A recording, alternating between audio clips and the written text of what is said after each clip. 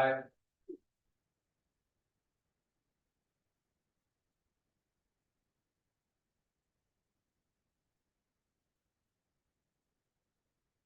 Feeling for the state of Florida is now in session. John K. Starwood, judge presiding. All persons having been before the court shall near give attention and you will be heard. May God save the United States of America, state of Florida, in this honorable court. Please be seated.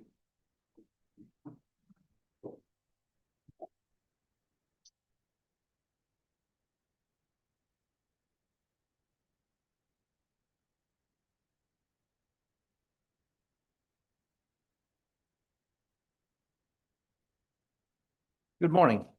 I'm Judge John Stargell, and to my left, I have Judge Petra Brownlee and Judge Mary Alice Nardella to my right. We have a couple cases before us this morning. Our first case will be Juan Carlos Martinez versus the state of Florida. I'd like to ask everybody in the audience if you please take your cell phones and turn them to off or to silent so that there's no interruptions with us today. And if I could just ask counsel at the table to please identify themselves and who you represent. Good morning, my name is Cindy Richards from the Attorney General's office, and I represent the state of Florida today. Okay. Good morning, Your Honor. William Pennell and Doris Shapiro representing the appellate on. Okay. And how much rebuttal time would you? I have 5 minutes left. Okay.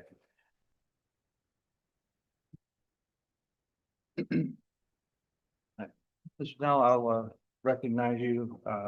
First order of business is we were handed packet of information this morning that I understand was filed last night at 7:09. Did you provide that to opposing counsel? I did. I emailed it to her last night and we got here early and gave it to her prior to the hearing.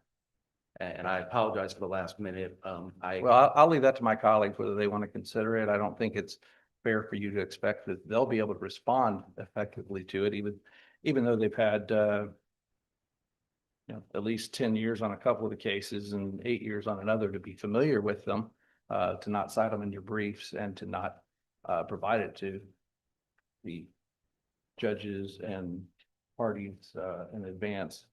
I think makes it difficult for us to do much with it today, but with that being said, you're recognized. I understand. I found them in my preparation, but I understand it would be much better practice to provide them in advance. May it please the court, my name is William Pennell and I represent Juan Martinez, the appellant in this case. As noted in our briefs, it's our position that the trial court committed 4 separate errors. I'm going to start my focus today on issue 3, the denial of motion to suppress.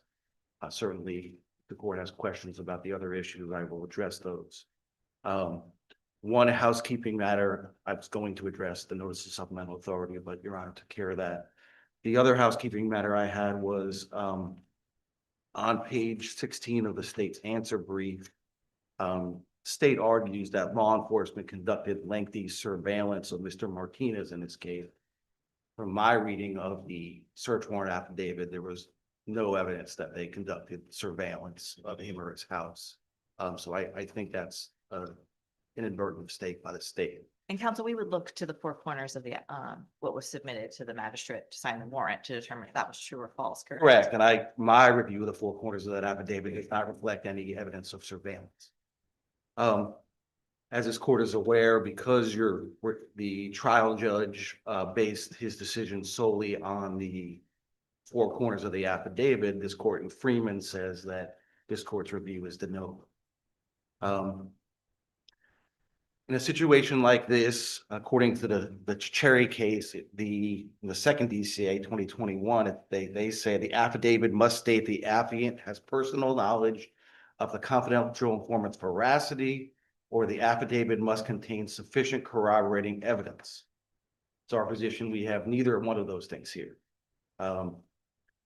There's no evidence that the informant in this case is reliable or has a history of giving correct information. No evidence he's previously served as an informant, and no evidence corroborating that drugs would be found at the residence in question. For example, there could have been surveillance, like there is in some of the other cases, to see whether people were coming and going and staying for a short period of time, which is sometimes indicative of drug sales. There could have been trash pulls. There could have been controlled buys. None of those things are present in this case to corroborate the information that the CI provided to the agent in this case, or the But maybe detective. the fact that we're dealing with a cooperating defendant instead of anonymous tip or anything like that. So when you read the Sherry case, it's it's a similar situation where an individual is helping the police. I can't imagine a person, and I would cite the Castro case.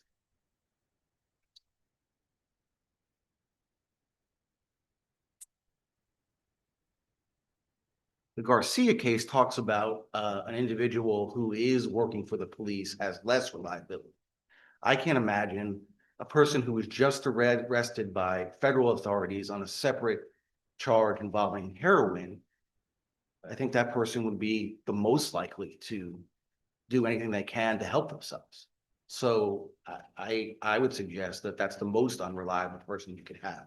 On the other end of reliability would be an unconnected citizen who maybe was a neighbor who saw something and had no skin in the game. This Counsel, defendant, let's talk about skin in the game, because that could be helpful. I know, is it your allegation that the cooperating defendant here, Mr. Castillo, had zero skin in the game? If he had given a false allegation against Mr. Martinez, is there any disincentive, any harm that would visit him?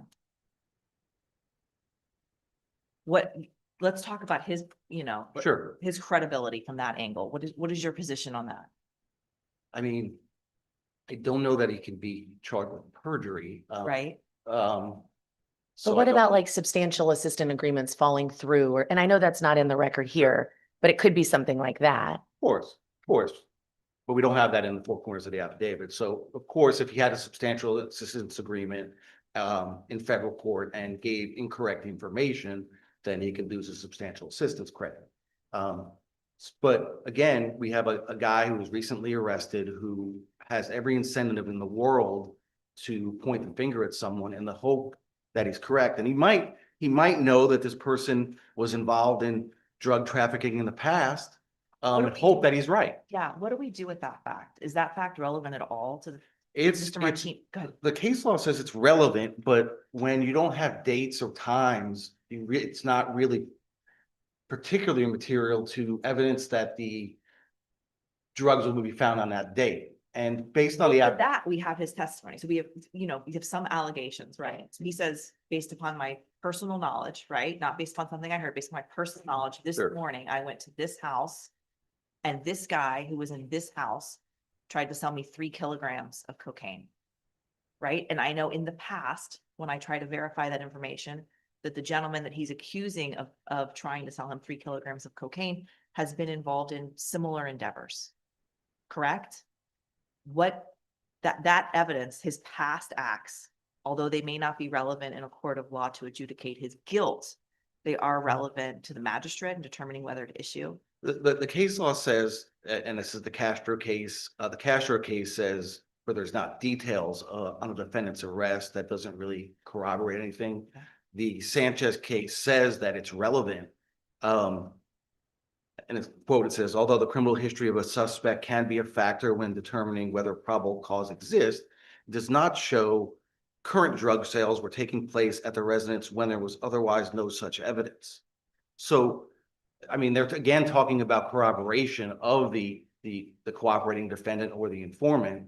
And I think we'd be in a different position if the affidavit said, the drug trafficking arrest was a couple of weeks ago, even a year ago. Well, this is interesting. Do you distinguish between corroboration of the crime alleged or just corroboration of the details that surround the crimes, right? So we have corroboration of who's in the house, right? We have With- corroboration of the color of the house, right? We have corroboration of those sorts of ancillary details. but there is no, is it your position there has to be corroboration of the crime that's being alleged by the cooperating defendant? Or there needs to be more ancillary details, the mosaic has to be better? Well, I think corroboration of innocent details is not necessarily going to support probable cause. I mean, they just prove that the defendant lived it. And he knew that. And the cases talk about that. That what the cases focus on is there probable cause that contraband will be found in the residence on that day. And they talk about, again, controlled buys, surveillance, I think the best example of where a warrant properly establishes probable cause is the Laredo case, which is cited in Sherry. And they talk about the veracity and reliability of the two CIs in that case is corroborated by the 2-week surveillance of the defendant's residence. And where they saw vehicles coming and going to the residence, and those vehicles people only stayed for 5 to 10 minutes and left. So we don't have any of that. Is that a trafficking case? I believe Or it is is. that, my question would be, it says here that on that day, unlike some of these other cases where you have people coming and going, maybe they're selling smaller amounts, or maybe they are trafficking amounts, but this is on that day. So as a trial judge, they're looking at this, and this is what the individual is saying, is that today this happened. And they describe the details of the inside of the house, the tattoos on the individual, all the things that are going on there. What exactly more is it that you think you want our court to write a reversal and to be able to inform trial judges throughout our district what they need to do differently, what they need to be looking for, law enforcement, what they need to be writing different? So in this one, what additional factors are you saying they should have included? A single fact that corroborates the CI's information about the drugs being in the house. I agree that it's not stale. It's from that day. So it's definitely not stale. But all the cases talk about, and I mean, the plain language of the Cherry case says the affiant must state that he has personal knowledge of the confidential informant's veracity, or the affidavit must contain sufficient corroborating evidence. And when they talk about the corroborating evidence, they don't talk about innocent details. So there's nothing in here. I get it. It's that day, and I get it. It's detailed. But there's nothing to suggest to the magistrate looking at this application that this particular individual is credible. And he has every reason in the world to accuse someone to try to work off his charges. They drove them by that day, and he said, this is it. Again, they prove that the probable cause that Mr. Martinez lived in. That the question, that's not the question before the magistrate. The question is there probable cause that contraband will be located on that date? And I think the search warrant affidavit in this case is woefully lacking on that issue.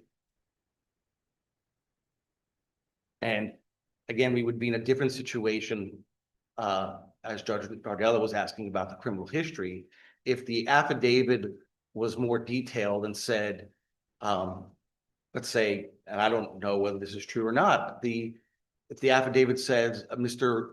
Martinez was arrested for trafficking at this house previously, I think now you have a more of a link, or if it was a recent trafficking arrest. But for all we know from the affidavit, because it's so conclusory on the trafficking offense, this could have occurred 25 years ago. Certainly, the fact that you were trafficking drugs 25 years ago doesn't mean you're trafficking drugs now.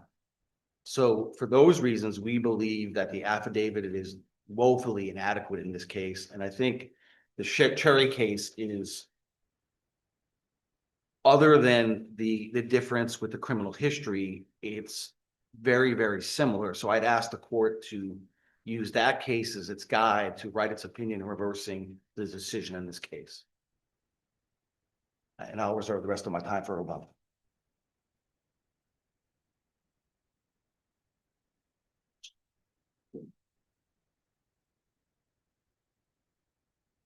You recognized? Good morning, Your Honors. Let me start out by pointing out a couple of things. To your point, Judge, what factor would this court need to include in its opinion to reverse? I would say that's exactly why we're here. There should not be a reversal because every factor that has been laid out in case law is present in the search warrant here today. The defense never claimed that Detective Sayance made a false statement, made a misleading statement. The application for search warrant, which the magistrate reviewed, had I'm sorry, word just left me. The informant in this case, Mr. Castillo, I believe his name was, said, I was there at 9 o'clock this morning. And Juan, I don't know his last name, but Juan tried to sell me 3 kilograms of cocaine. He was not getting a deal by the state, but it was against his penal interest because this is a trafficking case. And he had knowledge of the trafficking amounts of drugs and the person who had them, where they were in this case. So once the search warrant was executed and the Detective Sayance did take the informant by the house, said, well, his name's Juan, don't know his last name, looked him up in David, the law enforcement system, verified that Juan Martinez lived at that house, showed the informant a picture of the defendant who said, yep, that's him. That's the guy who tried to sell me the 3 kilos this morning. Counsel, what in your mind does the law require us to know about the confidential informant? The confidential informant, just. Do we need to know, for example, like whether, is this a truthful person? Is this a person who has something on the line? Would this be a co-defendant in the case? I mean, what does it require? Well, it requires that there has to be, the magistrate has to be able to know that the person making the application for the search warrant has reason to believe that a crime is going to be committed at a particular place at a particular time. That is all there. As far as the confidential informant, well, he wasn't. The cooperating witness goes, he had his penal interests at risk, as I said, because it's a trafficking case. So he was already arrested in a completely unrelated DEA drug case. Why he gave this information, I don't know. But the magistrate doesn't have to know if there's bad blood between a confidential informant or a cooperating witness and a defendant.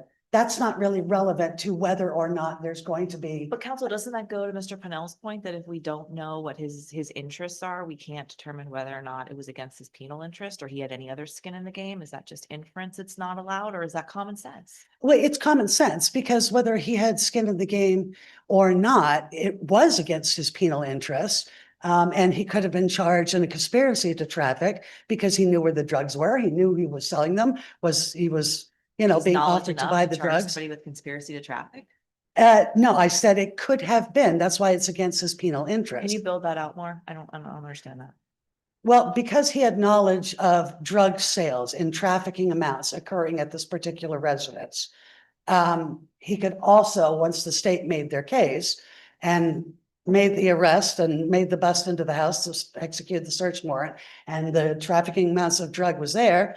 Now he had the cooperating witnesses' own statement that he was aware of the amount of drugs and where they were, and was, you know, being offered to buy them for his, so he could resell them or whatever he wanted to do with them. But they had his own admission that he knew all about the amount of the trafficking weight of drugs, where they were and who had them. So, but as far as just getting the search warrant goes, there is nothing. And the court clearly said in this case that they found that the appellant provided no proof whatsoever that Detective Sayance knowingly or intentionally omitted any material statements or merely submitting a federal search warrant, which is what happened in the motion to suppress, that was not sufficient to suppress a warrant in a completely unrelated case. The court also noted that the appellant didn't offer one shred of evidence that would mandate a Franks hearing. And after the testimony by Detective Sayance and Officer Combas, the court stated there was no doubt that appellant failed to prove by preponderance of the evidence that the detective failed to admit anything that appellant alleged he had. And in this case, there is one more note of interest here. I know defense didn't get into the first 2 issues, but there was a lot of noise made about the search warrant and on the judgment of acquittal arguments. The possession of paraphernalia, which was open and obvious on the dresser, the scale, the Pyrex cup with cocaine residue in it, the fork, all that. In the night table drawer, there was an argument made by defense about a bill that was 4 months old. If you look at page 357 of the record, there's a picture of this bill. It's not any bill. It is a mortgage for the property in question in this case in appellant's name. It has handwritten notes on this mortgage showing that the date of the mortgage was May of 2019. So it was 4 months old, but it had handwritten notes on that the mortgage was paid in March of 2019 and again in May of 2019. It was also in there with a prescription bottle that was at least a year old. So there is no doubt whatsoever that the house that was used, the trap house in this case on issue 3, can 100% be linked to the appellant in this case, unless the appellant was paying a mortgage on that property for no reason whatsoever, which, you know, is not common sense. But that's why when the confidential informant said it's Juan and he's got the tattoos and he lives at this house, I don't know the number, but let me drive you there. And they looked up in David. That's how they could also identify that, yes, that was the appellant's house. And not only that, but this warrant, like I said, this all happened the same day. There is, to the detective's best of his knowledge from the informant, 3 kilograms of cocaine that defendant is actively trying to sell as of 9 o'clock that morning. There really is not the luxury of doing an in-depth, let's see if we can set up undercovers to meet somebody the defendant knows, and we'll try again in a month if we can get undercover buys. There's trafficking amounts, 4 kilos in total of cocaine on that property. That is a risk to the community, and it was necessary. And to get the warrant that day to prevent the drugs from being sold, as the defendant was actively trying to do. Counsel, what's your best case for the proposition that the exigency of the circumstance curtails the diligence of the officer? I do not say that it curtailed any diligence. There Maybe was no. curtails is the wrong word, but it seems like the argument you're making is that the exigency of the circumstance excuses a more detailed, and maybe excuses is the wrong word, but that you can do less to confirm a CI or a corroborating defendant if the circumstances are exigent. I would not advocate that exigency unless it's normal police circumstances, fire, somebody screaming help. Not that issue aside, I am not averring that exigency in the sale of drugs, even in this amount, should reduce any of the required steps to get a search warrant. But we have all of those steps being taken in this case. And defense had said that there was no evidence that there was surveillance. But in the record, it does say, and I believe it was during the motion to suppress hearing, that the warrant was signed at, I believe, 8:05 p.m. in the evening, executed at 8:30. And there was officers in front of the house from 6 p.m. until 8:30 when the warrant was executed. So even after it was signed, the officers were there. I know it's 2 hours, but they were there for 2 hours, and they had already ascertained that this was the defendant. The cooperating witness was talking about, this was his address. They looked it up in David. They verified the address, the name. They verified who the defendant was with the cooperating witness through his photograph from David. Defense themselves admit there was no misleading statements. There was no false information given. And the magistrates, what they have to look at the time, and this is a warrant now, that there is probable cause that a crime is being committed at this location. And everything that was provided to the magistrate in that warrant that was corroborated, sorry, can't speak this morning, by Detective Science was accurate. Counsel, would you agree with your opponent that everything that was corroborated was an innocent detail? I mean, he cast we have this, we have the cooperating defendant who Mhm. tells us of the crime. Yep. And then the verification of the cooperating defendant's veracity. The only thing we're able to verify, to my knowledge, is what counsel has described as innocent details. Would you disagree with that? And what would you say? It doesn't No. matter, so I'm gonna ask a twofold question. Would you disagree with describing the verification only of the innocent? I'll call them mosaic details. Would you disagree with that description? And two, does it even matter? Well, I would disagree with calling them mosaic. I would That's- agree with the fact that there was corroboration of what was necessary for probable cause for the magistrate to issue a warrant. So yes, what the corroboration that Detective Science did, based on what the cooperating witness, the information he gave him, that was verified, and that was the grounds for probable cause in the warrant. So that I would absolutely agree with.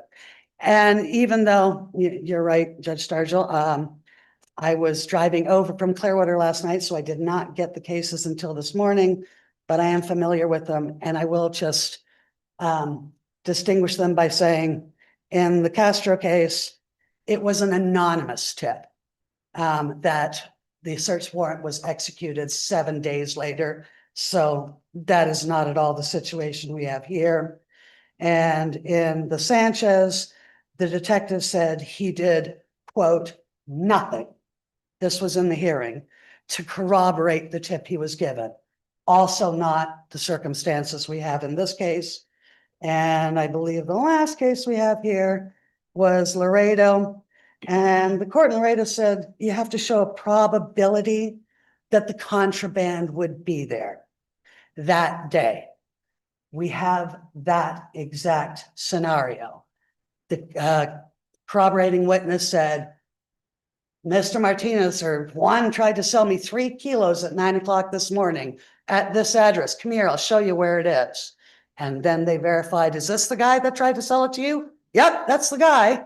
So all of this unquestionably amounts to sufficient probable cause for a magistrate to believe that a crime was going to be committed at that address at that time. And on that note, Your Honor, unless there are any other questions for me, I will rest on my brief in this case. Counsel, do you want to address the good faith exception, the argument that's, I'm sorry, would you like to address the good faith exception? the what? The good faith exception? Yes, Your Honor, I will absolutely address the good faith exception. In that, even if the probable cause in the case were marginal, which I do not agree it is, the good faith exception would also apply because the officers in executing the warrant, they acted in objectively reasonable reliance that on the search warrant that was issued by a detached and neutral magistrate. You know, Counsel, are there any, so the trial judge didn't rule on the good faith exception. Are there any factual disputes the trial judge would need to, and I'm guessing no, because the question is the face of the affidavit sufficiency, but I wanted to hear from you. Are there any disputes that the trial court would need to resolve if this court were to look at the good faith exception for the first time? no, I don't believe there would be, Your Honor, because as I said, the case law in Florida, it has to be a reasonable probability that a crime is going to be committed in that location. And there was, by the defense's own admission, the Detective Science, the author of the application for the warrant, made no misleading statements. He did not make any false statements to the magistrate. To the best of his ability, he corroborated what the confidential or the cooperating witness told him, both through government records such as David and by driving by the house with the confidential informant to make sure that this is the location, this is the person you're talking about. And as Your Honor said herself this morning with defense, he described, he has tattoos. When you walk into his house, this is what you're going to see. Here's where the kitchen is. Here's where the bedroom is. Here's where I saw the. Any of those details matter if they're not verified? For instance, like the internal layout of the house is interesting, but that's not verified. You can't verify it until you get a warrant though, can you? I mean, like I said, there's no way unless you have somebody, the defendant himself going, yeah, that's my house and look, here's my cocaine. You have to go, and the magistrate has to go upon his reasonable belief that this is happening at this So location. would it be your position that a common sense approach would say that the abundance of details lends credibility, even if only some of those details are verified? The most important details were absolutely verified. This is the person who tried to sell me the cocaine. This is where he was, where he had the cocaine, where I was 9 o'clock this morning. And he has 3 kilos of cocaine. Now there wound up being 4, but everything that a magistrate needed to find probable cause to issue the warrant in this case was there.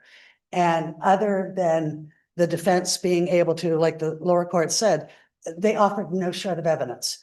They brought up in the motion to suppress hearing, they tried to enter into evidence a warrant in the DEA case, which has absolutely nothing whatsoever to do with this case. They're 2 unrelated cases, except for the fact that the cooperating witness was arrested on a separate DEA case. Now, whether or not, why he wanted to give this information about defendant, I don't know. But nobody could know that. There's no way to verify or be completely sure of why anyone volunteers information. So that But that cannot can't be a right, standard. right? I mean, if someone does have a substantial assistance agreement or something else is going on, I keep coming back to that one, Yeah. then we could have something arguably in the record that could verify why someone would want to provide truthful information both to the police officers and then to the prosecution to cut a plea deal, to get a linear sentence, whatever it is. We could have a moment like that in the record, right? But that moment's absent here. That is correct, Your Honor. So what's the difference? I mean, I hear what you're saying about all of these corroborating details about the home and all of that. And I think in certain situations, we hear about innocent activity. I think in certain situations, Mhm. certain repeated innocent activity can give rise to probable cause. But if you look at the 4 corners of this affidavit, say I'm your best friend. And I know where you live because we spend every Right. Friday night watching TV together and having fun. Right. What's the difference between what we have in the 4 corners of this affidavit and me going up to a police officer if I get mad at you and saying, I know where she lives. I know her name. I know what her house looks like. I know what her telephone number is. I know she's on the mortgage. I know all of these details about her house. And guess what? She has a ton of marijuana in there. What is the difference between, there's nothing to make that truthful, right? I could just be mad at you as your friend. That's correct. But I have all these fabulous details about your house, but you don't have a bunch of marijuana in your house. So where's the link? How do I get to the fact that I would be telling the correct story about you? This, we can call it a citizen informant or confidential informant, Right. citizen witness rather, what is it? Right. Which I think matters that no one's really touched on, and I'm curious about that. But what gets me there to say, yeah, I think it's probable that she's got a bunch of marijuana in there. Well, because none of those facts are in this record whatsoever. Nobody, like the defense said, there's no allegation by anybody that Detective Sayance made any false statements. Nobody has said, well, it's not true, because clearly it is true. But what would stop somebody from doing that is being arrested for filing false report, for one thing. So that would be a criminal consequence to So lying. in this world, every person would have skin in the game. Every person that avers something about a crime being committed by somebody else has skin in the game. Possibly, or they could mind their own business and, but somebody's mindset cannot be verified. But by But saying, let's assume his mindset, let's assume everything's true. Because I hear you saying the officer's not lying. We don't have any evidence Right. of that. Fine. Let's say all of these statements are true. We still have to consider, right, whether these true statements are sufficient to give rise to probable cause. to probable cause, not beyond all doubt, like in a trial court. Okay. Like I said, the magistrate in all case law in the state, probable cause is the magistrate has to have a good faith belief that there's a crime going to be committed at this address. And there was the confidential informant, whatever his mentality was for giving this information, there were penal interests against him, should he lie. But not only that, you can't turn around and then mandate a court that no one can issue a search warrant unless there is a deal in place with the state, or unless you can put somebody on a lie detector test or ask them, how do you know that that's true? Did he date your ex-wife? That's not a standard we can But hold. couldn't you have one corroborating fact, like a trash pull, like a buy, you saw two people go in and out within 10 minutes? Well, they also, during between 6 o'clock and when the officers pulled up, there were people backing out of the driveway. They also verified, as Your Honor pointed out, that this is not his first rodeo. He has been convicted before of selling cocaine. So this is not a random, Sue-Ann at the, junior league that somebody doesn't like her cookies, so is informing on her. This is a verified informant who has penal interests against him, described the house, described the person, described the drugs, and they were all there. Like I said, you can't have a standard of requiring the court, the magistrate, to know somebody's rationale or reason for doing something before they issue a warrant. And you can't ask a magistrate to only issue a probable cause warrant if the cooperating witness or co-defendant has made a deal with the state or has something tangible in writing saying you're going to jail if any of this proves to be false. Because the other possibility, even though it didn't happen here, is between 9 a.m.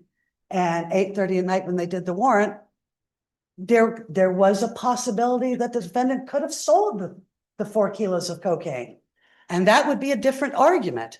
He didn't, and it was there, just like the cooperating witness said. But no matter, that is why there's just probable cause for a crime at this address. Because you could never, if you issued a warrant right now, by the time the police got 10 blocks down, you don't know that they haven't flushed it, sold it, whatever. There's never a guarantee. All we can go on is what a magistrate has to look at objectively in the 4 corners of the document and say, okay, yeah, that's there, that's there, that's there. All right, signed off on it. And with the good faith exception, even if there had been an issue with it now, the officers that executed that search warrant were operating under the belief that an impartial magistrate had authorized the search warrant, and they were well within their rights to execute it. Thank you, Counselor. Your time's expired. Thank you, Your Honors. I appreciate your time.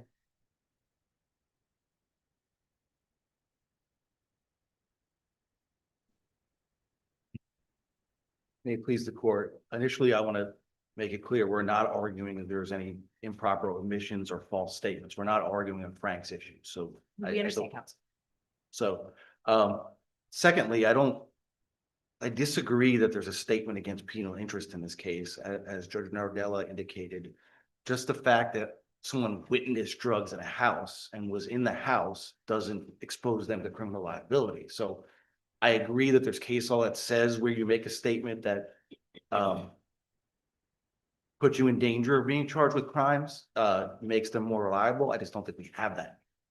Let me ask you this, though. I mean, he was there that morning. He didn't know if they weren't surveilling the house, that there's other things that are going to tie him to it, to make him potentially criminally liable for them telling other people, yeah, I got somebody else who's interested in this. So if he's feeling like he might be tied to it, isn't that a potential issue as far I as think the case laws say it has to be a statement against penal interest. So I don't, if he said, I thought I was going to be tied to it because of this, and this, maybe, but he didn't say that. He said, I was there and I saw it. So I don't trying to second guess into what you want the magistrate to read into it. So if they feel like don't want him to read anything into it. I want him to read the plain language of the affidavit, and he makes the statement that I was there and I saw drugs, which is not a crime. But you're getting into what his potential penal interest is. And he's a co-defendant. So I think we need more to say that this statement subjected to penal interest. I think the case law is clear, and the Gillette case cited in our initial brief says corroboration of easily accessible info does not establish informant's credibility. So the fact that they corroborated that Mr. Martinez lived there, that's something that's easy to corroborate. So that doesn't get it done. And what I Does really, corroborating like the requirement for corroborating evidence matter based on how we label him? So if he is a cooperating witness, as the state says, or a confidential informant, as I think you all have called him, does that matter for purposes of determining his own veracity or the requirement for corroboration? Is that something we should consider? I think it could, but if you look at the Sherry case or the Cherry case from the second DCA, it's a named individual in the search warrant application, and they still treat it the same as a confidential informant. So I think that's the proper analysis in this case. I think we would have a different analysis if we were talking about a neighbor who had no skin in the game, was not charged with the crime, and was not cooperating with the police in an effort to work off his charges. So I think in this case, he should be treated as a confidential informant under the Cherry case. I think the biggest thing we're missing, and there's no one-day exception under the Fourth Amendment. Doesn't mean because he said it today and the drugs were in the house today, we don't have to corroborate it. There's no case that says that I'm aware of. It's been the law since 1983 from Illinois versus Gates, that there has to be corroboration or indicia of reliability from an informant. And we don't have any of that. And that's what the Fourth Amendment requires. We can talk about all the details in the world about what's in the affidavit, but as Judge Brownlee noted, that's consistent with best friends watching movies on Friday night. So we're missing this corroboration, and that's the reason why there's no probable cause here. I would ask the court to look at the Blue case, which also talks about which is cited in our brief, talks about statement against penal interest, and But that's all they had in blue. There's more here than there was in blue. no, I'm just relying on their discussion of whether it's a statement against Fair. penal interest. I understand that. So, and I would ask the court to closely look at the Cherry case. I don't think there's really much difference between that case and this case. In fact, much of the language in the search warrant affidavit is similar, mostly probably because it's the same law enforcement agency. I think it's very analogous. And finally, as to the good faith exception, we have an experienced detective. Like citizens, law enforcement are charged with knowledge of the law. This officer should have known that this affidavit was deficient. So the good faith exception does not apply, like it did not apply in the Cherry case. So for those reasons, we'd ask the court to reverse the order denying the motion to suppress and reverse Mr. Martinez's convictions. thank you, counsel. Thank you.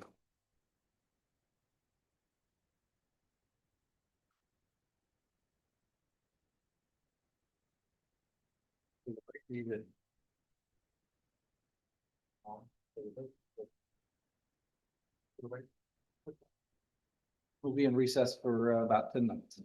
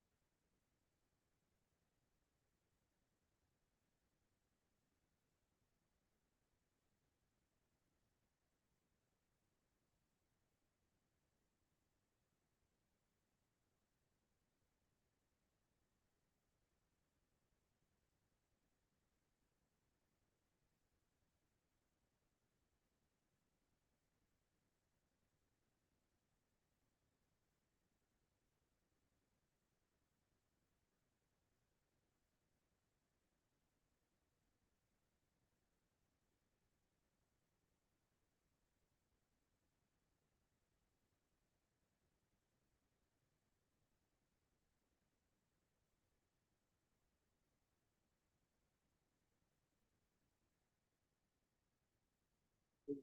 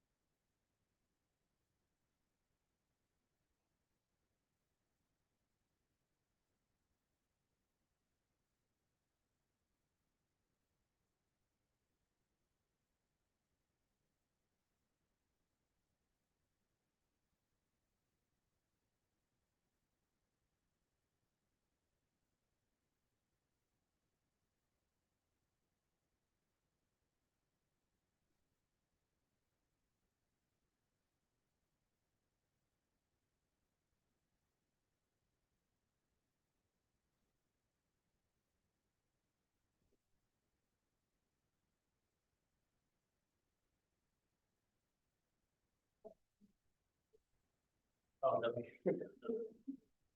Yeah, yeah.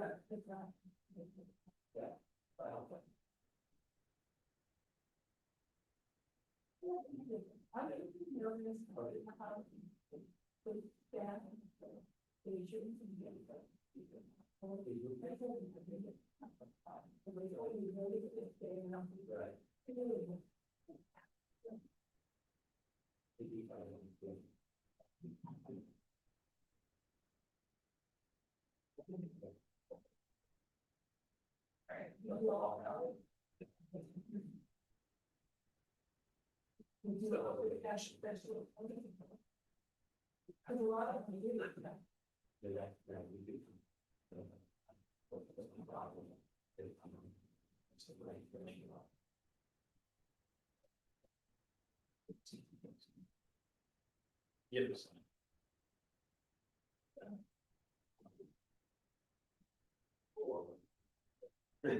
Should take care of that.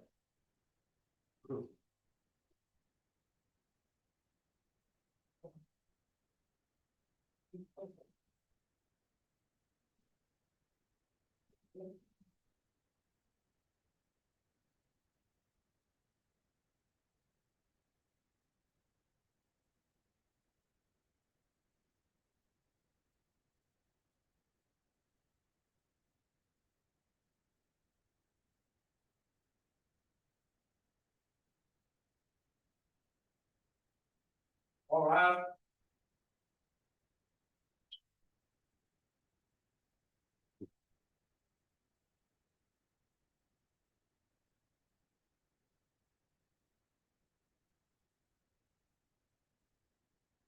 May be seated. Board is back in session. Our second case today is 24-15-12 Osceola County versus Orange County et al. And if I could please have counsel at the tables identify themselves. Yes, Robin. Lee Barbon here for the appellate, Orange County, Florida. Kimberly Cole for Osceola County. Shayna Stauffer. Okay. All right, and how much time would you like to reserve for rebuttal? Okay. Just remind everybody, please turn your phones back off if you turn them on during the break. And Ms. Foley, you're recognized. May it please the court, Beverly Pohl from Nelson Mullins for Osceola County. Somewhat ironically, this is a case that's a dispute between two Florida counties that have worked cooperatively for 30 years on the subject of the Split Oak Forest Mitigation Park. They've entered into several agreements between themselves and including agencies of the state of Florida, and they both own part of the Split Oak Forest and they manage it along with the state. In 2019, I believe it was, both counties issued resolutions saying that they were in favor of a location in the very southernmost part of Osceola County that would have allowed for a highway extension, a toll road extension to cut across the bottom of Split Oak. And as part of that agreement, there were going to be 1,550 acres added to Split Oak to kind of more than compensate for the 60 acres that would be impacted by the road. And that troubled some people who didn't want any development at all.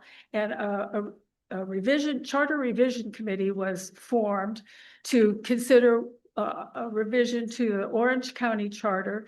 And they came up with something that is rather striking in its language. And if I were to try to propose an unconstitutional or invalid charter provision, I think I might start it this way. Notwithstanding any general or special law of the state of Florida and its agencies to the contrary, then it goes on to say what's going to happen. And it's really unthinkable that a county law would purport to act notwithstanding state law. That's just not the way it works in the hierarchy. Counsel, do we have, in order for Osceola County to prevail on appeal, do we have to make some finding that Article 10 of the charter is unconstitutional? Or is there a way for you to win without it being unconstitutional? I've thought about that question, and certainly there was no constitutional claim in the second amended complaint, but there was a claim that it was invalid because it conflicted with state law. And I don't know if that's cutting it too close, because it's the same argument, really. The Constitution says state law prevails in the event of a conflict. And we showed that the charter or the amendment, which is Article 10, conflicts with Section 704.0611. That statute says that no law shall be construed to prohibit owners of a conservation easement from considering the development of certain types of things, one of which includes a roadway. Counsel, I share Judge Brownlee's question. If we grant you the argument that there is a conflict, and understanding that you grounded your argument in the Constitution that there can be no conflict, that the charter can never trump a statute always trumps the charter. But if we find against you on waiver, right? And the only argument you made is grounded in the Constitution, I come back to Judge Brownlee's question, which is that prohibition anywhere else in the law other than the Constitution? Does that come with us to common law? Can you root that in anything other than a prohibition in the Florida Constitution? Well, I think if you read the language of Section 704.06, it says no law shall be construed to allow this to happen. And in fact, this county law says on it, you don't have to construe it. But isn't that the problem? If we don't have to construe Article 10, then doesn't that cut against your argument about 704.06? Because it says construe. So, and I take it like, I get the idea that these two things can rub up against each other, right? They look at surface level like they're inconsistent, but it's what you just said. We're not construing the charter, the Article 10 of the charter, right? You only have to construe something if it's somewhat unclear. In this case, it's on its face. On its face, it conflicts with state statute. So I think that. But the state statute would be 704, right? That's correct. 704.06 sub 11. Yes. So if that is talking about when we construe laws or language, and we're not having to do that here, how is it inconsistent? I mean, wouldn't we have to read the word construe out of that statute? That's what I'm concerned about this argument. Setting aside the constitutional. I don't think so. I think that's reading more into the word construe, or maybe reading less into it, because you don't have to figure out what Article 10 means. It tells you what it means. It says the Orange County Board may not ever permit removing restrictions on the use of the land in Split Oak. And the statute says that the owner of a conservation easement must always be allowed to negotiate for these types of changes, including Counsel, a would you say roadway. it actually doesn't say that. it could say that, it could say may not prohibit or limit. But it says may not be construed, which I think it's Judge Brownlee's point, is this not a statute on the, that basically provides a rule of construction for how we should read? I just don't think it makes sense to say that a facially violative provision can survive where a less clear provision that might need construction would be stricken. That makes no logical sense in terms of how to view these two laws in. What do you think the word construe is doing in the statute? What work is it doing? It's trying to make sure that nobody reads another law in a manner that gets around 704.0611. So if we accept your argument as true, and we think that that is right, we still have the idea that those two things can only, the problem with them being inconsistent, assuming they are arguendo inconsistent, the problem with that is that it would violate the Constitution, right? So then we get back to this waiver problem that I think might be the elephant in the room. So how do we get around? Is there some way to get around Lee Memorial and the express language of the rule? I think that Lee Memorial, believe me, I realize Lee Memorial is a hurdle I have to get over. Yeah. But there are a number of ways that I can distinguish that case. First of all, the statute that was at issue in that case that was being challenged was in fact, it was a state statute. They weren't construing a county charter amendment. So that is a little different. And as you know, courts, and especially the Supreme Court, they decide the case that's before them. So really, they haven't yet decided what the preservation requirement is with regard to a charter amendment. But assuming that it does apply here, the statute at issue in Lee Memorial was declared unconstitutional for a second reason. So the fact that they never got to Article 1, Section 10 in that case was almost irrelevant because the statute at the end of the day was unconstitutional and unenforceable. And if we don't, in this case, find Article 10 to be invalid, as we argue you should, then you have the one and only, I guarantee you, the one and only county law that purports to operate notwithstanding contrary state law. And that just goes too far in announcing what the scope of the county law is.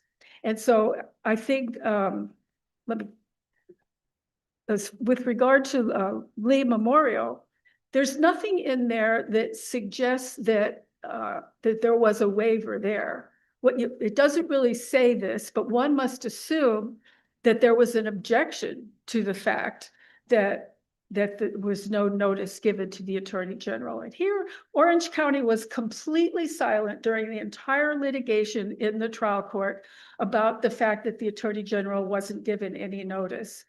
And I believe that was a waiver. There are many But is that cases- theirs to waive? This is my concern is there some case where one party could waive that on behalf of a non-party? Like it seems like it's not theirs to waive. And all of the cases that were cited in the briefing and the initial and the reply brief deal with a situation where the party would be waiving its own right. And here it seems Orange County would somehow be waiving that on behalf of both the Attorney General or the state attorney assigned to that jurisdiction. Well, they're the litigant, they're the party in the case, and that would be a defense that party could raise. And if it's a defense that they could raise and perhaps should have raised, they didn't raise it. And that, I think, constitutes a waiver.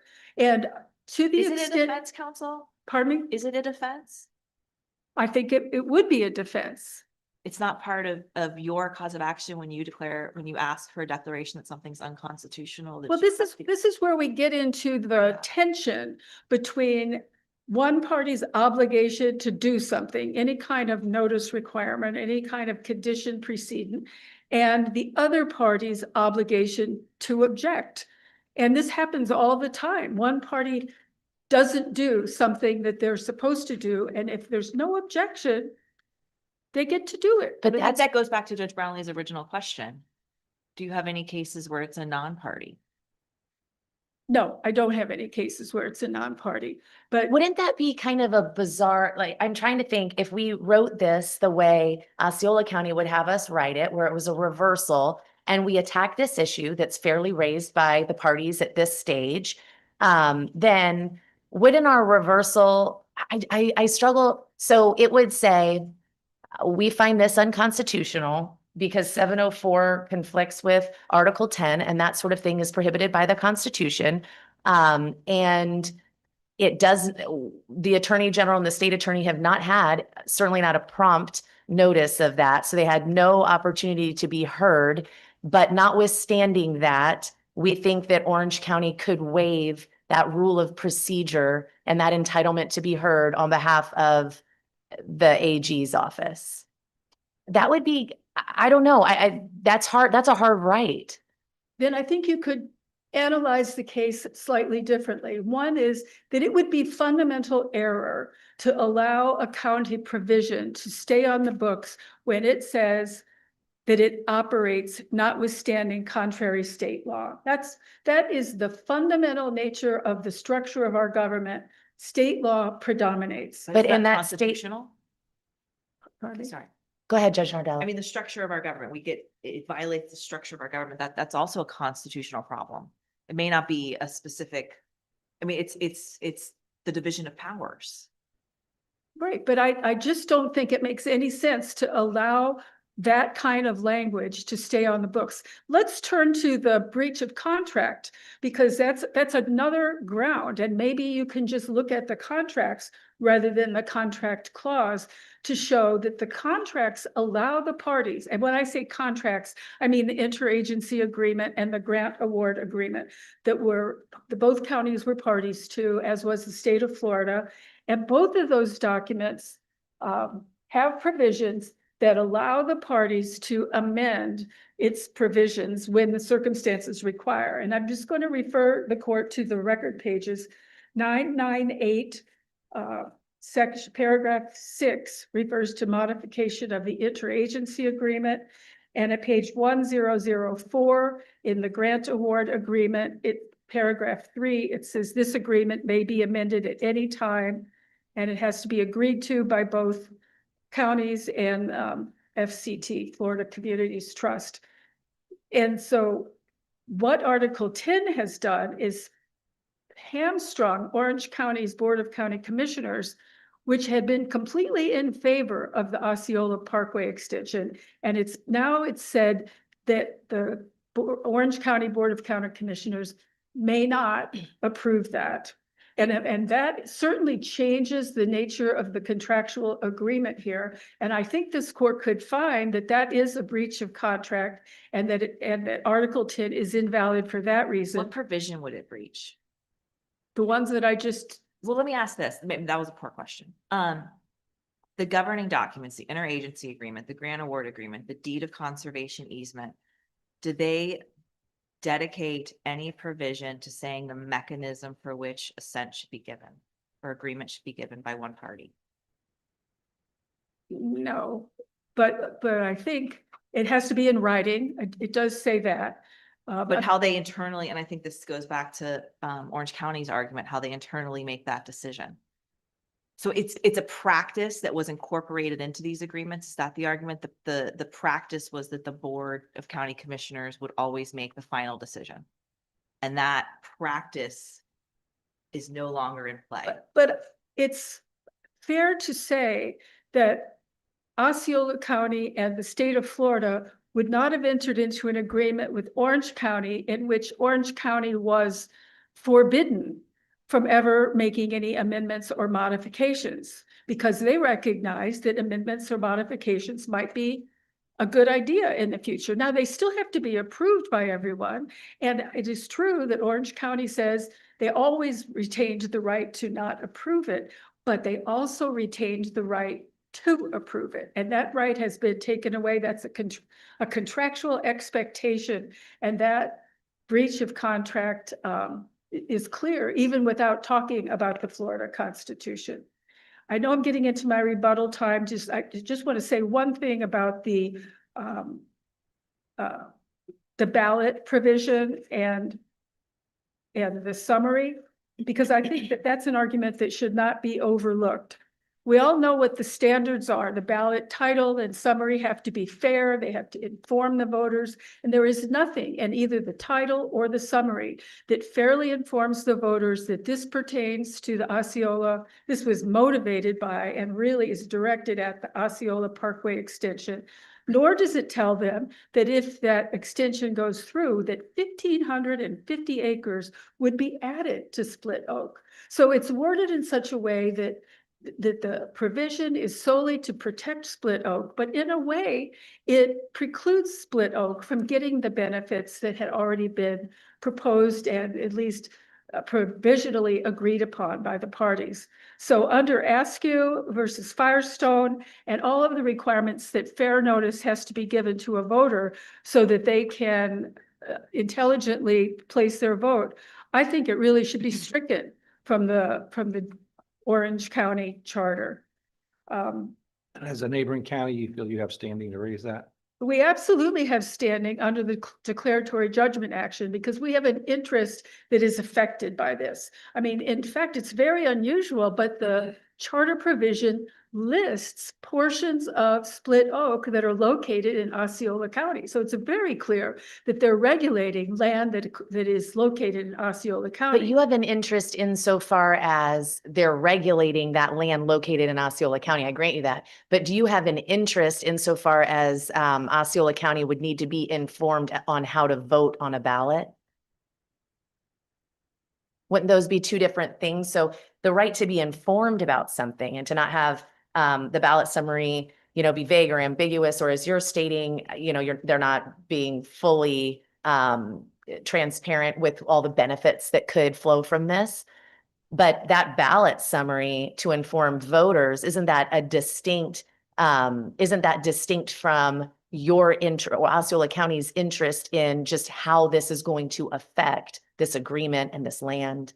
No, I don't think it's separate because of the 30-year history that the two counties have and the contractual agreements that they've had and all of the efforts that have gone into the whole Split Oak Forest mitigation park. And the fact that Orange County listed our land in their charter provision tells you that it does affect us. And so I think that the standing requirement is not so rigid in a declaratory judgment action that it would exclude us from making the arguments that we're making here today. I'm going to reserve my 1 minute for rebuttal. Thank you.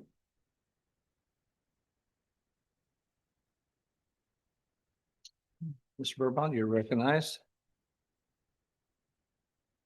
Oops.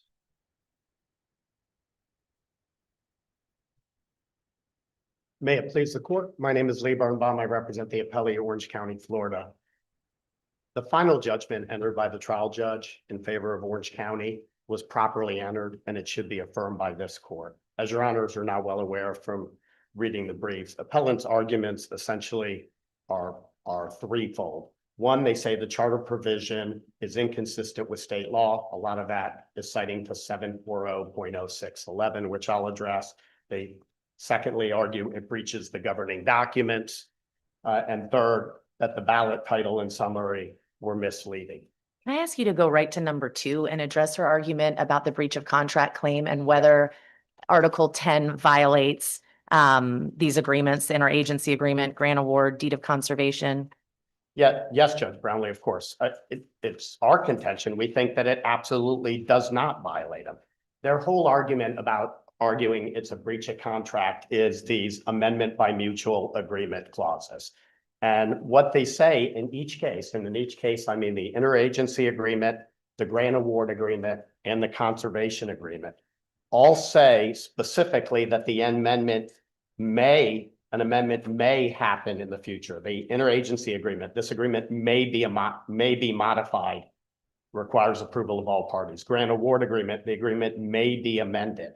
The conservation as may be amended by mutual But we agreement. aren't taking away the word may, right? Well- Or are we? Well, I don't think so, because I think what Osceola is arguing, in my opinion, incorrectly, Judge Brownlee, is that somehow the charter provision and Orange County are separate. Orange County is governed by its charter and its code. Orange County has the right to regulate through laws, in this case, a new law, what it decides to do in the future. It's not like the charter independently prohibits the Board of County Commissioners and what they can do. The charter is an entire governing document in all cases, whether it's zoning or planning issues or how they vote or what public notice. The Board of County Commissioners is governed by the charter. So Orange County has a right through a charter amendment to say we are not, despite that there were agreements that say these may be amended, we are not going to amend these agreements in the future if such amendment or other agreements have the effect of limiting or restricting the conservation and environmental protections in place. And they have the right to do that. If you have a right, I'm sorry, Judge. Do you see a distinction between a wholesale prohibition and then a direct vote by the voters on an individual modification? Do you see what I'm saying? I understand your argument, but the fact that they've prohibited, what they've taken off the table is consideration. Well- Does it belie these governing documents that there will be consideration given to individual requests for amendments, and that consideration is now being, and I don't use that in the contractual term, that's probably a poor. I understand. Respectfully, I would say no, because there's nothing in the governing documents or the amendment by mutual agreement provisions I just cited to that say what the process to amend is. Right. They simply say that it may be amended and all parties have to agree, and it has to be in writing.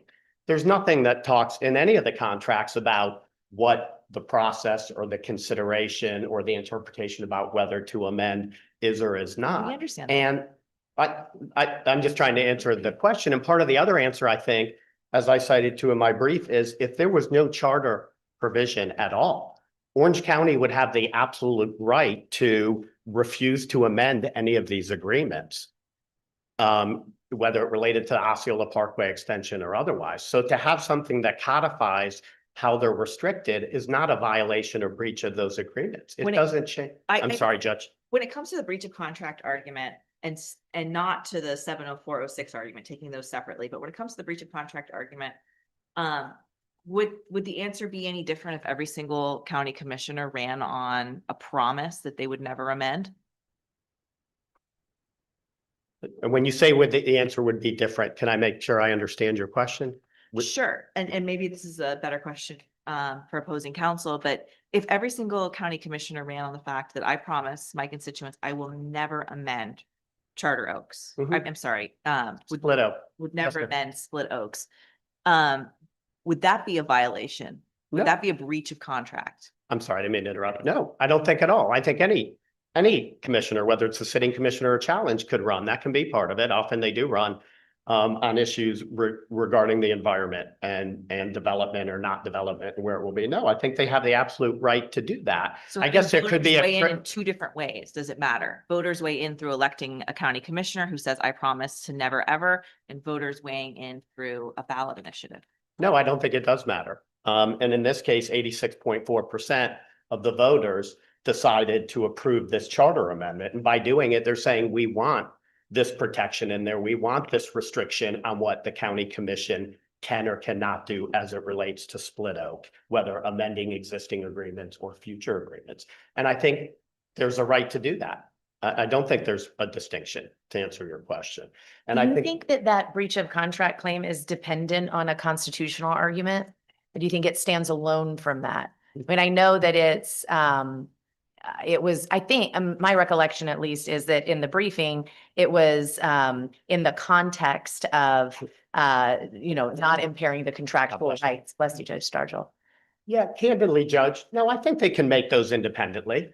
As you know, and as your honors asked opposing counsel, I think their claim that the contract is a violation of the Article 1, Section 10 impairment of contract clause, I think they've clearly waived that. They didn't file a notice under 1.071. And one thing I want to correct about that before I go back and address the rest of your question, Judge Brownlee, is appellant's counsel said that Orange County never raised that in the litigation. Well, they never raised the constitutional argument. The second amended complaint, the operative complaint, made no claims whether because of Article 1, Section 10 or Article 8, Section 1G, that any part of the charter provision was unconstitutional. Their prior iterations never raised it. In 3.5 years up to the summary judgment motion, they never raised it. They raised it for the first time in their response in opposition to the summary judgment. And even then, they never filed a notice of constitutional challenge. They never put the state attorney general on notice. The first time they did that was in the appeal. And a month later, I objected to it and said, in all the cases, Lee Memorial Health System, because it's Florida Supreme Court case, is probably the most relevant, but every DCA has said courts are prohibited from addressing that issue when they don't do it. But I agree that Do those cases, counsel, with regard to this notice provision, the purpose of my question is to discern whether it matters that the trial court found it was constitutional as opposed to unconstitutional. Do any of the cases relied upon by Orange County involve a situation where there was a notice problem, but there was a finding of the trial court that it was constitutional? not that I'm aware of, but this is a little bit different because, in my opinion, Judge, because they challenged the charter provision saying it's invalid. And so, yes, part of our argument was, hey, a charter provision is valid as long as it is not inconsistent with Florida Constitution, general law, or special law. So we made that affirmative statement as part of our defense and as part of our summary judgment motion, because that's part of the standard. The case law goes on to say where there is no direct conflict, appellate court should indulge every reasonable presumption in favor of the validity or constitutionality of the presumption. So to answer your question, no, I'm not aware of the Lee Memorial case or another one where the trial court said it's constitutional, but I think because of what they challenged and what the standard is, that's why it came up here. But there is, I would also point out, there's no difference or distinction between the Lee Memorial cases or this case. I think any attempt to do so is really kind of twisting yourself in a pretzel. There was no fundamental error alleged in any of those cases. It was the exact same situation in Lee Memorial as here, and that is they tried to raise a constitutional challenge way too late in the game. They tried to file a notice of challenge, a notice to Attorney General way after they were supposed to, and in non-compliance with a rule that said it has to be prompt. And the court said, you cannot do that. We cannot consider it. To answer your question, though, I want to make sure I did answer it. I do believe that appellant can make the argument that the provision is a breach of contract without having to just say it's an impairment of the contract. And so we address that. And my counter really is there is no breach for the reasons I've said before. And that is, if we have a right to not amend in the future, regardless of a charter provision, and all the charter provision does, a governing document of Orange County, is say Orange County is not going to amend, not going to exercise its right to amend in the future under certain circumstances, it's perfectly valid to do so. Is it almost like an impossibility argument? I mean, sort of what good is the contract at this point until the voters speak again? Well, I don't know that I would argue that. I mean, the contract has a lot of provisions. The interagency agreement and the interagency agreement governs between Osceola, Orange, and FWC and governs the management of that land and the setup. It's still in place and it still goes. The grant award agreement, which had to do with state through FCT funding to the recipients, Osceola and Orange County, is still in place. No amendment has even come before. There's nothing in the record to show any amendment has come before the Orange County Board that has been rejected. And again, there is an exception where Orange County, in the charter provision, where Orange County's Board of Commissioners do have the right to approve an amendment or a new agreement related to Split Oak if it provides greater additional or more stringent protection. So no, I don't think it's an impossibility. They've just set very strict standards under which they will or will not be permitted to do so. I want to address 740.0611, if I may, as well, which is, I think, the main argument, and I don't want to speak for appellant, but the main argument where they argue it's inconsistent with state law. And it simply is not. You have to look at 704, respectfully, I would ask the courts to look at 704.0611 in the context of the entirety of 704.06. And that's what all rules of statutory construction say, is look at the clear, plain language of the statute, look at it in the context. So 704.06 talks about conservation easements and the protections under which they serve. 704.06 1 and 2 express that conservation easements are perpetual and run with the land and are binding on subsequent owners. It talks about how there can be a prohibition on conservation easements for the construction of roads and other activities inconsistent with wildlife, water, vegetation. And subsection 4 also talks about how they run with the land.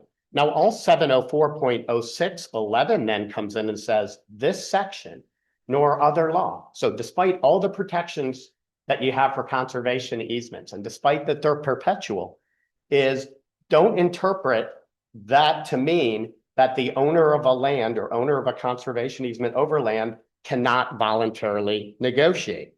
It says, you know, a law may not be construed to do that. Our charter provision, first of all, doesn't construe 704.06 at all. It doesn't say that we are putting in this prohibition because 704.06 or any other law requires conservation easements to never have roads. It was a separate document. It doesn't indicate how Osceola County has to construe it. So the word construe is critical.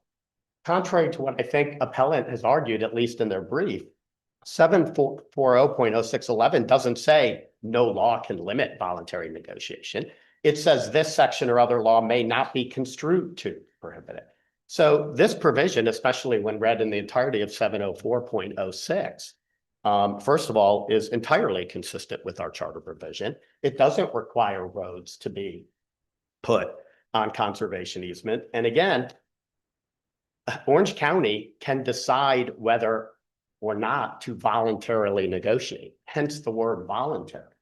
And this is, again, where I think Osceola County is trying to make a distinction between the charter and Orange County. It's the same thing. This is a mechanism, the charter provision by which Orange County said, we are not going to voluntarily negotiate. And so there's nothing at all inconsistent with 704.0611 and with the charter provision.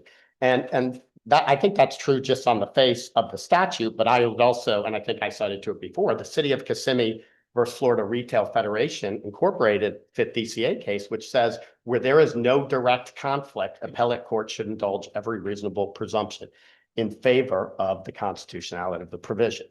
Now, I want to talk, and I'll circle back if I have time, of course, answer any questions, but as to the ballot language, we don't believe Osceola County has standing. And to be clear, our argument about their lack of standing to challenge the ballot summary is different. We're not making an argument that they do not have standing to challenge the charter provision through a declaratory judgment or otherwise. So I think Osceola is kind of conflating two different standards. Do they have standard under Chapter 86?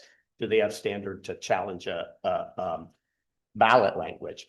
And the city of Hialeah versus Delgado case, which we cited to, makes clear that it is a voter or a citizen of the county that has standing, period. And in fact, the city in that case even tried to make an argument that the person challenging the city ordinance didn't have standing because they were making the city mixed up standing to challenge an election and a taxpayer standing to challenge how a state uses certain revenue and whether they're directly impacted.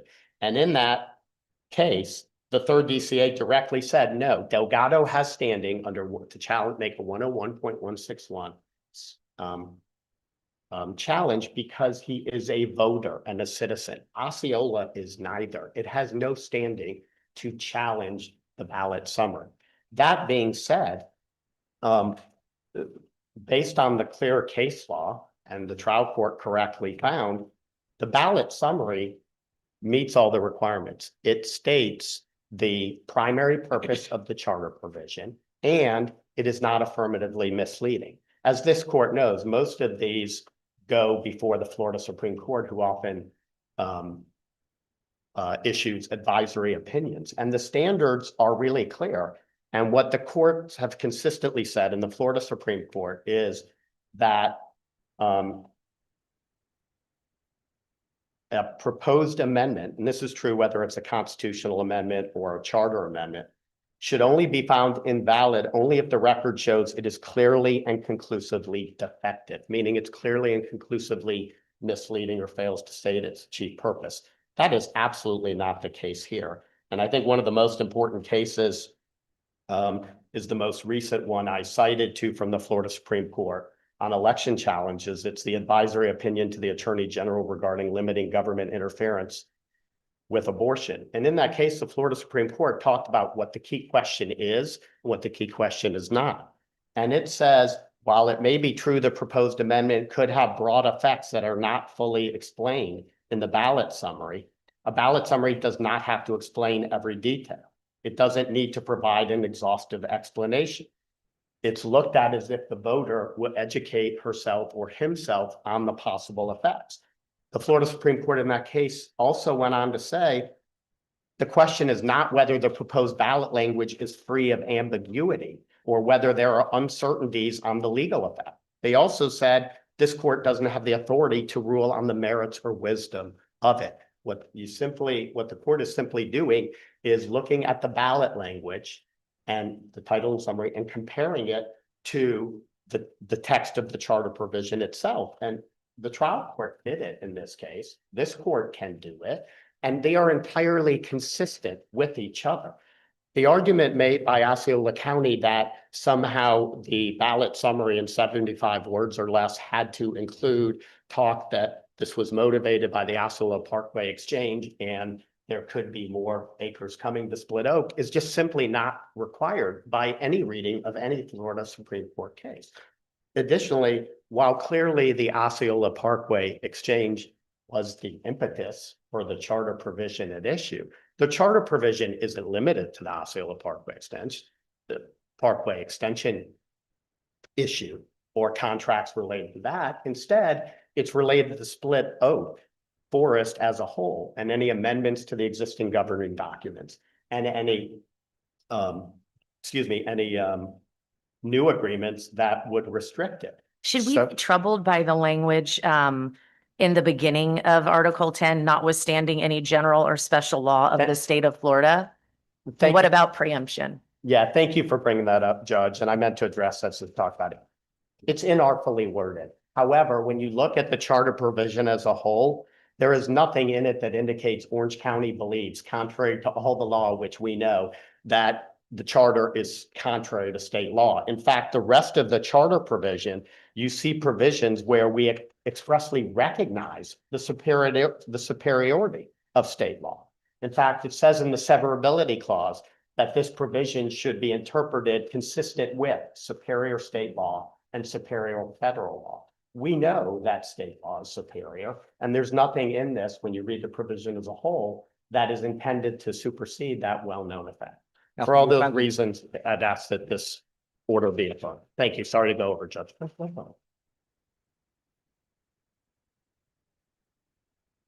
In my 1 minute, I would just like to point out that they knew when they gave this to the voters that it was a problem.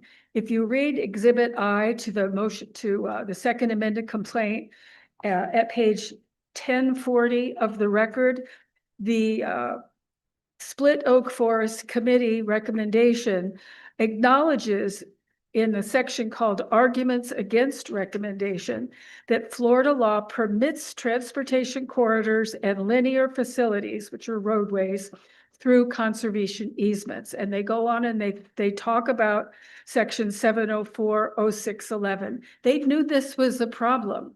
And nevertheless, they submitted it to the voters knowing that it was a problem. And now that problem is before this court. He talked about, counsel for Orange County talked about the language in the agreements that says that they may be amended. And now what we've got through Article 10 is that Orange County may not amend them. And yes, it always had the power to say, we don't want to at this time, but now they don't have the power to say, we agree. And that's the problem here. This court should reverse the summary judgment. Thank you, Counsel. Right. Thank you for the informative arguments, and with that, court is adjourned. Thank you.